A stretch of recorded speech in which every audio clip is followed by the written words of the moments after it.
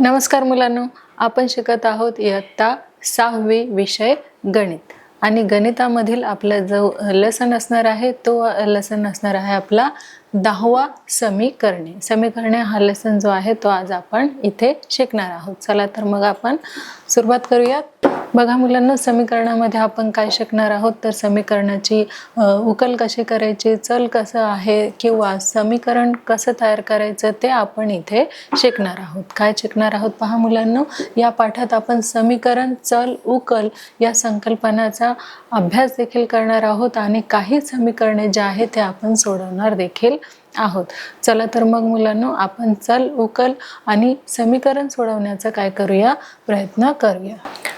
बघा मुलांनो, इथे काय प्रश्न केलेला आहे की कोणत्या वेगवेगळ्या गणिती क्रिया वापरून 12 हे उत्तर येतं। आता 12 हे उत्तर आपल्याला आणायचं आहे, पण ज्या गणिती क्रिया आहेत त्या आपल्याला वेगवेगळ्या यूज करायच्या आहेत, वापरायच्या आहेत। त्या बघा कुठल्या आहेत मुलांनो, समजा आपण 6 अधिक 6 ही जर क्रिया आपण केली तर उत्तर किती येईल मुलांनो, 12। आणि आपल्याला किती उत्तर आणायचं आहे, 12 हे उत्तर आणायचं आहे। मुलांनो, वेगवेगळ्या पद्धती वापरून, वेगवेगळ्या गणिती प्रक्रिया वापरून आपल्याला उत्तर काय आणायचं आहे तर 12 आणायचं आहे। तर आपण 6 अधिक 6 बरोबर 12 हे उत्तर इथे आपलं आलेलं आहे। इथे काय येणार मग बघा मुलांनो, 18 वजा 6, तर आपलं 12 हे उत्तर येणार का मुलांनो?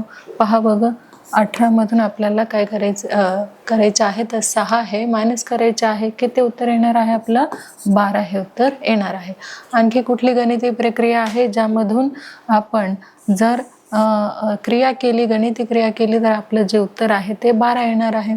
पहा मुलांनो, दुसरी जी क्रिया आपली असणार आहे ती 24/2 किती येणार आहे मुलांना उत्तर आपलं, तर 12 येणार आहे। बघूया आपण कसं।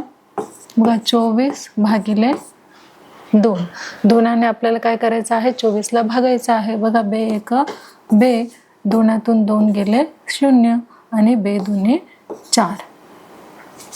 बघा मुलांनो, आपलं जे उत्तर किती आलेलं आहे तर 12 हे उत्तर आलेलं आहे। आणखी कुठली प्रक्रिया आपण करू शकतो जेणेकरून आपलं काय येईल, 12 हे उत्तर येईल।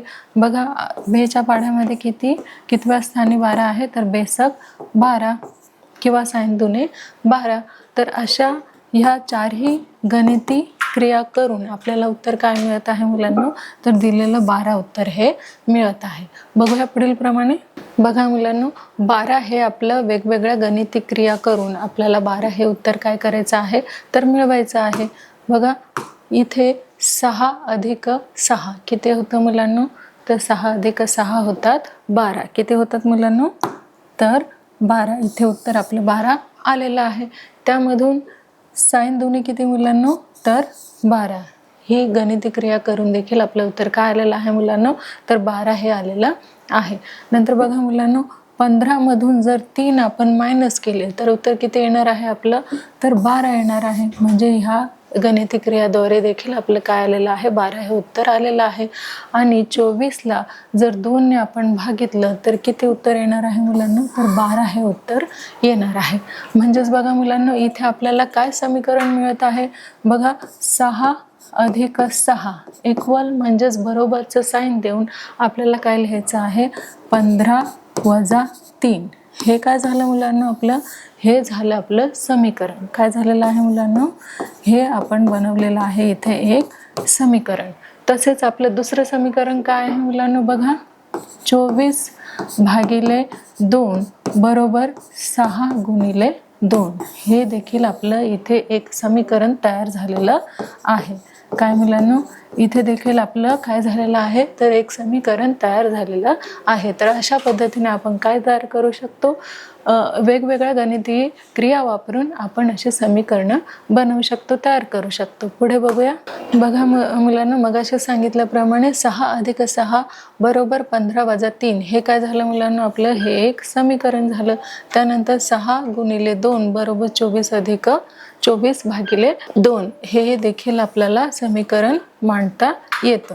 बघा आरुषी म्हणजे 6 गुणिले 2 बरोबर 24/2 हे सुद्धा आपलं काय आहे तर एक समीकरण झाले आहे. हे देखील आपल्याला इथे समीकरण तयार करता आले आहे आणि हे देखील आपल्याला इथे काय तयार करता आले आहे तर समीकरण तयार करता आले आहे. पुढे बघूया. तसेच बघा मुलांनो, हे जे काही आपल्याला इथे 2 समीकरणं आपले इथे आलेले आहेत ते त्यांची अदला बदल करून सुद्धा आपण काय करू शकतो मुलांनो, संतुलित समीकरण जे आहे ते इथे आपलं तयार होऊ शकतं किंवा संतुलित समीकरण आपण इथे लिहू शकतो. पुढे बघूया. जसं की बघा मुलांनो, हे जे आपलं पहिलं समीकरण आपण इथे बनवलेलं काय होतं आपलं 6 + 6 = 15 - 3 हे आपलं एक इथे समीकरण झालेलं आहे. तसंच इथे सुद्धा 24/2 बरोबर 6 गुणिले 2 इथेही आपलं एक समीकरण तयार झालेलं आहे. किंवा आपण ही जी संख्या आहे संख्यांची जर इथे अदलाबदल आपण केली तरी सुद्धा आपलं नवं जे समीकरण आहे हे इथे आपलं तयार होणार आहे. बघा संतुलित म्हणजे काय मुलांना, तर संतुलित म्हणजे तुम्ही एक वजन काटा बघितलेला असेलच. जेव्हा तुम्ही मार्केटमध्ये जाता किंवा किराणा शॉपमध्ये जाता तेव्हा तिथे तुम्हाला काय दिसतं तर एक वजन काटा दिसतो आणि त्या वजन काट्यावरती जेवढं माप असतं तेवढंच काय असतात मुलांना, तेवढंच त्या वस्तू देखील असतात. आणि मग जे आपला वजन काटा आहे तो काय होतो, संतुलित होतो म्हणजे बरोबरीला येतो. त्यालाच काय म्हणतात मुलांना, तर संतुलित असे म्हणतात. म्हणजे तराजूची डावी बाजू खाली नाही किंवा उजवी बाजू वर नाही, दोघंही काय आहेत तर इक्वल आहेत. म्हणजेच तिथे काय साधलं गेलेलं आहे तर संतुलितपणा साधला गेलेला आहे. म्हणजेच आता इथे आपल्याला कुठली क्रिया दिसत आहे तर संतुलित.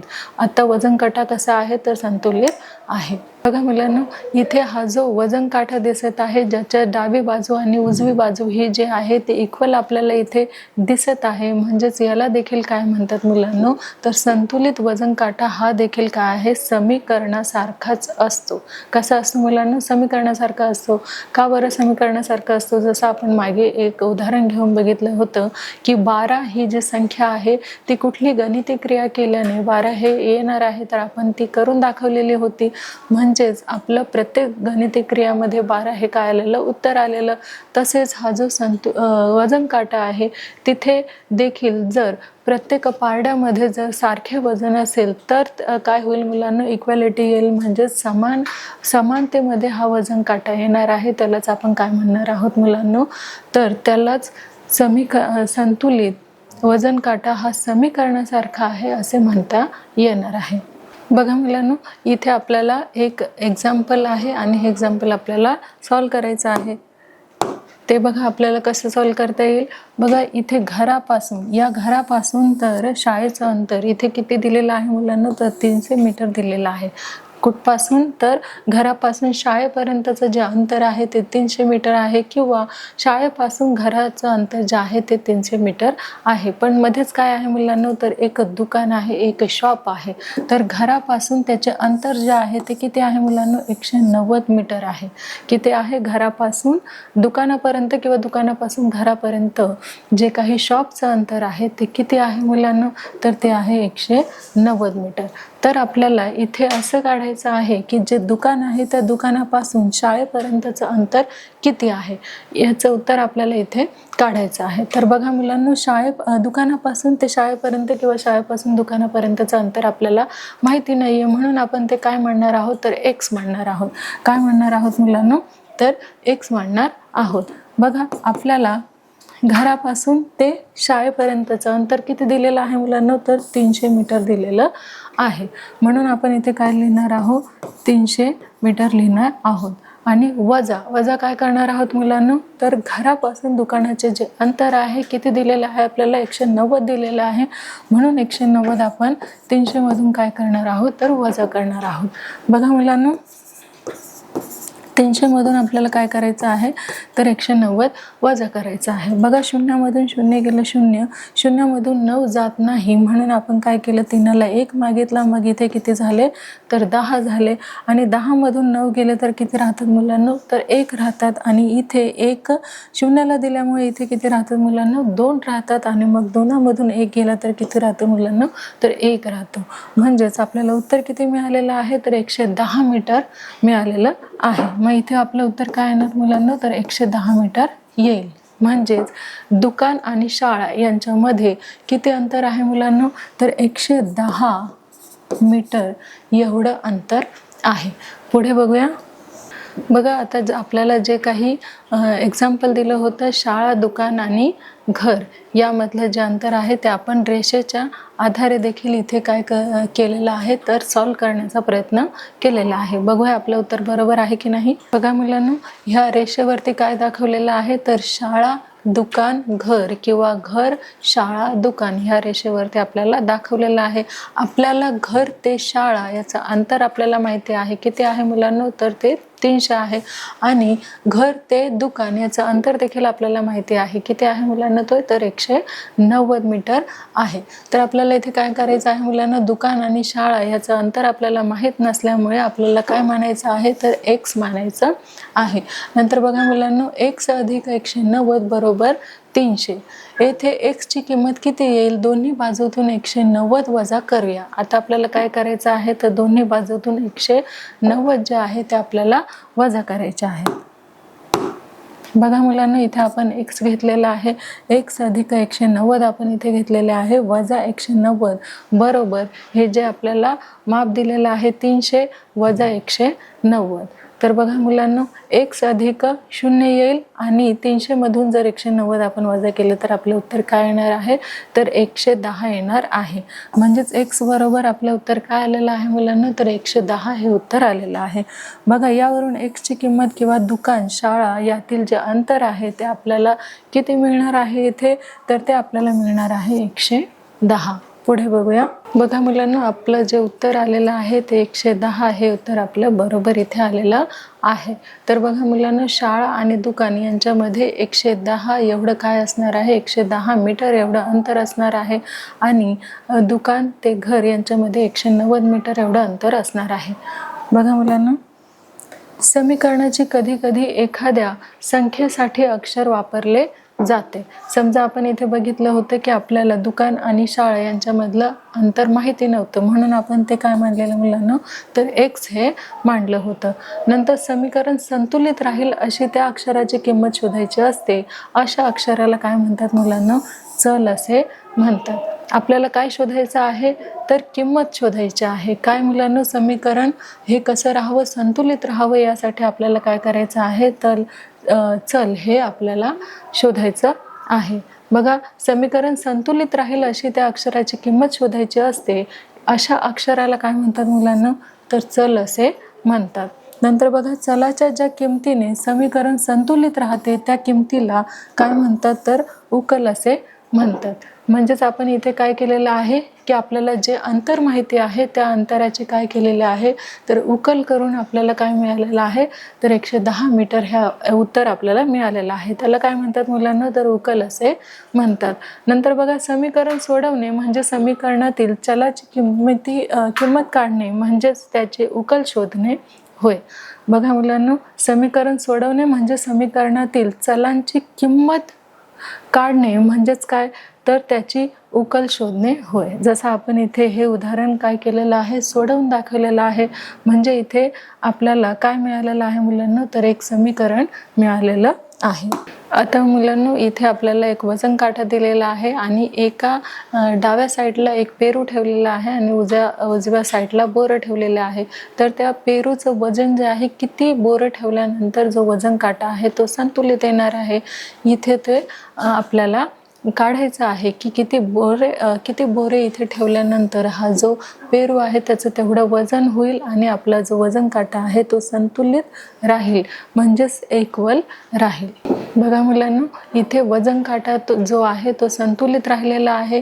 म्हणजे जर इथे 4 बोरं जे आहे ते आपण 4 बोरं ठेवल्यानंतर या 4 बोरं इतपत ह्या पेरूचं वजन आहे आणि बाकीचे जे बोरं आहेत ते आपण काढून टाकलेले आहेत.